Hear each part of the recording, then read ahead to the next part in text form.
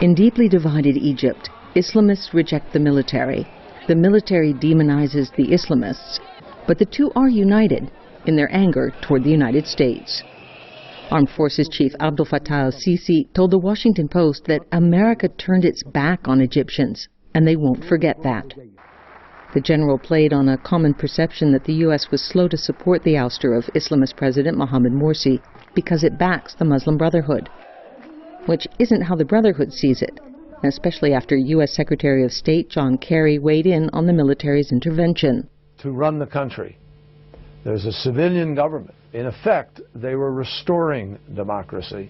The comments elicited contempt from Islamists across Egypt. Prominent cleric Safwat Hagazi. John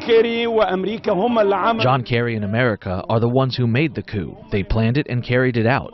So what else can you expect from him? Even before the recent upheaval, anti-American sentiment was growing. Hesitation to clearly back one side or the other during the 2011 uprising against Hosni Mubarak alienated both protesters and the old guard. Every ruling group since has warned of foreign hands playing a sinister role in Egyptian politics.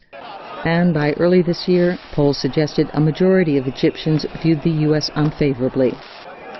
Some lay blame in part on a lack of understanding and transparency about how the nation conducts its international affairs. Political analyst Hisham Qasim.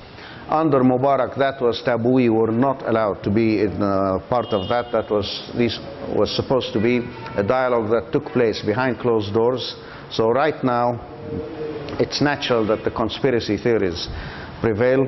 And even as America loses its luster as a champion of Egyptian popular interests, its role as a generous ally is also fading. For decades, Washington sent over $1 billion a year to its strategic partner in the Middle East. Then, in early July, Gulf nations pledged $12 billion to post-Morsi leaders, dwarfing U.S. financial leverage. It's a rough patch in U.S.-Egyptian relations. Political analyst Qasim believes it will pass. I can see this is something that will be repaired, but over a few years, not at present. Already, U.S. officials are cycling through Cairo, trying to help and mend relations as best they can. Elizabeth Arrott, VOA News, Cairo.